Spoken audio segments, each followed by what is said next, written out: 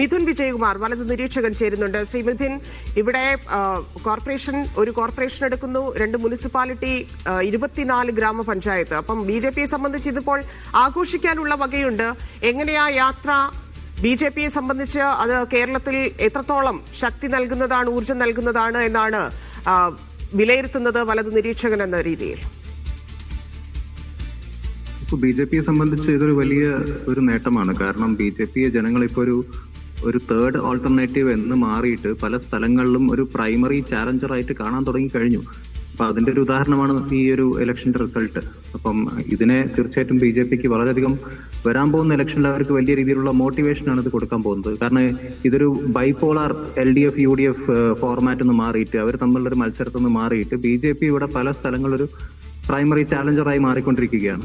അപ്പം അവിടെയാണ് BJPക്ക് എന്താ പറയുക ഒരു കംപ്ലീറ്റ് ആയിട്ടുള്ള ഒരു വലിയൊരു ഓപ്പണിംഗ് കിട്ടിയിട്ടുള്ളത്. മറ്റ് ഈ 2 മുന്നണികളെ സംബന്ധിച്ച് നോക്കുകയാണെങ്കിലും BJPക്കാണ് ഇവിടെ ഏറ്റവും കൂടുതൽ എന്താ പറയുക ഒരു കംപ്ലീറ്റ് ഒരു വിക്ടറി എന്ന് പറഞ്ഞ BJPക്ക് തന്നെയാണ്. കാരണം BJP ഒന്നും ഇല്ലായ്മയെന്ന് വന്നിട്ട് ഇവിടെ എത്തി നിൽക്കുകയാണ്.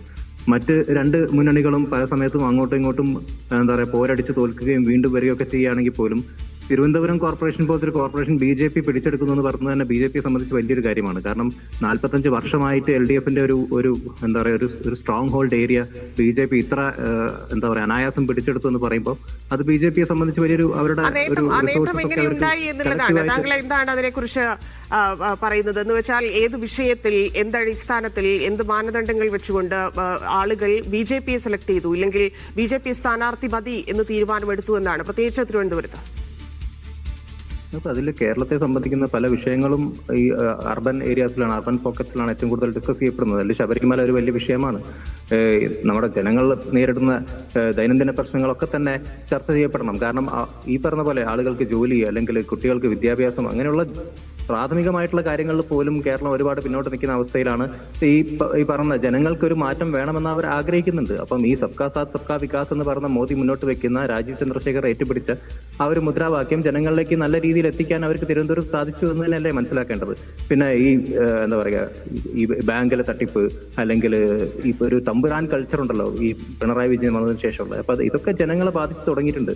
അപ്പൊ അവിടെയാണ് ഒരു ജനങ്ങളും ഭയക്കുന്നുണ്ട്. ഈ BJP അധികാരത്തിൽ ഈ പറയുന്ന 24 പഞ്ചായത്തുകളിലാണെങ്കിലും ആ കോർപ്പറേഷനിലാണെങ്കിലും ആ തമ്പുരാൻ കൾച്ചർ വരുമോ എന്നുള്ളൊരു ഭയം അവിടുത്തെ മറ്റു ജനങ്ങൾക്ക് ഉണ്ടാവുമല്ലോ സ്വാഭാവികമായിട്ടും. അല്ല, നിങ്ങൾ മനസ്സിലാക്കേണ്ട കാര്യം, ഇവിടെ UDF ജയിക്കുന്നത് പോലെ അല്ല BJP ജയിക്കുന്നത്. UDF ജയിക്കുന്ന സ്ഥലങ്ങളിൽ UDFന് ആക്ച്വലി ഒരു എന്താ പറയുക ഒരു ഓൾട്ടർനേറ്റീവ് ഓപ്ഷൻ ആയിട്ടാണ്. കാരണം LDFിൽ നിന്നും ഒരു മോചനം വേണം, അതിന് മറ്റെന്തോ ഓപ്ഷൻ എന്ന് നോക്കുമ്പോഴാണ് UDF അവിടെ ഉള്ളത്.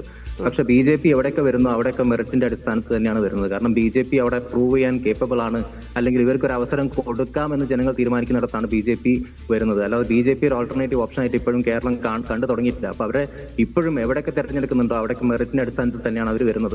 അപ്പോൾ നിങ്ങൾ മനസ്സിലാക്കേണ്ട കാര്യം, BJPയുടെ ഒരു മോഡൽ ഓഫ് ഡെവലപ്മെന്റ് അത് ഇവിടെയും പ്രവർത്തിക്കാൻ എന്താ പറയുക ഇവിടെയും ആളുകൾ ആക്സെപ്റ്റ് ചെയ്യാൻ തുടങ്ങിക്കഴിഞ്ഞു. അല്ലെങ്കിൽ അവരുടെ ആ ഒരു ഗ്രാസ് റൂട്ട് ലെവലിലെ പ്രവർത്തനം അവർക്ക് ആ മെസ്സേജ് കൺവേ ചെയ്യാൻ സാധിച്ചു. ഇവിടെ ഏറ്റവും താഴെ തട്ടിൽ വരെ കൺവേ ചെയ്യാൻ സാധിച്ചു.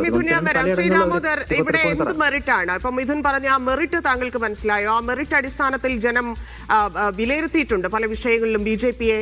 ആ മെറിറ്റാണ് BJPയിലേക്ക് പ്രത്യേകിച്ച് ഈ പറയുന്ന അർബൻ ഏരിയയിൽ ജനങ്ങളെ എത്തിച്ചതെന്ന് താങ്കൾ കരുതുന്നുണ്ടോ? തീർച്ചയായിട്ടും മോദി ഭരണത്തിന്റെ കഴിഞ്ഞ എത്രയോ വർഷത്തെ നമ്മൾ ഡെവലപ്മെന്റ് അല്ലെ ഒരു പ്രോഗ്രസീവ് നോക്കുകയാണെങ്കിൽ BJPക്ക് ഡ്യൂവായി ക്രെഡിറ്റ് കൊടുക്കുക. BJPയെ സംബന്ധിച്ചോളം RSS സംഘടനകൾ കേരളത്തിൽ വളരെ നന്നായി സംഘടനാ പ്രവർത്തനം കുറച്ചു കാലം മുമ്പ് നടത്തിയിട്ടുണ്ട്. പക്ഷേ മെറിറ്റിൻ്റെ അടിസ്ഥാനത്തിൽ നോക്കുകയാണെങ്കിൽ തൃശ്ശൂർ ലോക്സഭയ്ക്ക് ശേഷം തൃശ്ശൂരാണ് സുരേഷ് ഗോപി ജയിച്ചത്. തൃശ്ശൂർ എന്താണ് കോർപ്പറേഷനിൽ ദയനീയമാണ് BJPയുടെ സ്ഥിതി. ഒരു ഇഞ്ച് പോലും മുന്നോട്ട് പോയിട്ടില്ല. അപ്പോൾ BJP എവിടെയൊക്കെ മുന്നോട്ട് പോകുന്ന തിരുവനന്തപുരം സംബന്ധിച്ചോളം UDF നന്നായി പെർഫോം ചെയ്യുന്നുണ്ട്. അവിടെ BJP സംഘടനാ സംവിധാനം കുറച്ച് നന്നായി ഉപയോഗിച്ചിട്ടുണ്ട്. കേന്ദ്രീകരിച്ച് തന്നെയാണ് അവിടെ പ്രവർത്തിച്ചിട്ടുള്ളത്. അതിൻ്റെ ഗുണഫലം അവർക്ക് കിട്ടിയിട്ടില്ല പറയാൻ പറ്റില്ല. പക്ഷെ അവിടെ UDF നന്നായി പെർഫോം ചെയ്തിരുന്നത് തിരുവനന്തപുരത്ത്. അവിടെ തീർച്ചയായിട്ടും കഴിഞ്ഞൊരു ടൈമിലെ കോർപ്പറേഷൻ്റെ ഭരണത്തെക്കുറിച്ച് വ്യാപകമായി അത് CPM അകത്ത് തന്നെ ഇപ്പോൾ പ്രത്യക്ഷ വന്നു തുടങ്ങിയല്ലോ. വ്യാപകമായിട്ടുള്ള പരാതികളും ആ ഭരണ സംവിധാനത്തിൻ്റെ എതിർപ്പുണ്ട്. അതിൻ്റെ കൂടെ ഈ ക്യാമ്പയിൻ, അതായത് UDF ബന്ധപ്പെട്ട ക്യാമ്പയിനും BJPക്ക് സ്വാധീന സ്ഥലങ്ങളിൽ BJPയെ സഹായിച്ചിട്ടുണ്ട്. CPM കുറേ വോട്ടുകൾ BJP കിട്ടിയിട്ടുണ്ട്. അതാണ് BJPയെ സംബന്ധിച്ചിടത്തോളം തിരുവനന്തപുരം തിരിച്ചു വരാൻ സാധ്യത. പക്ഷേ മെറിറ്റിൻ്റെ അടിസ്ഥാനം എന്നൊക്കെ പറയുന്ന സമയത്ത് തൃശ്ശൂർ എന്താണ് സ്ഥിതി? തൃശ്ശൂർ പരാജയപ്പെട്ടില്ലേ? ദയനീയമായി പരാജയപ്പെട്ടില്ലേ?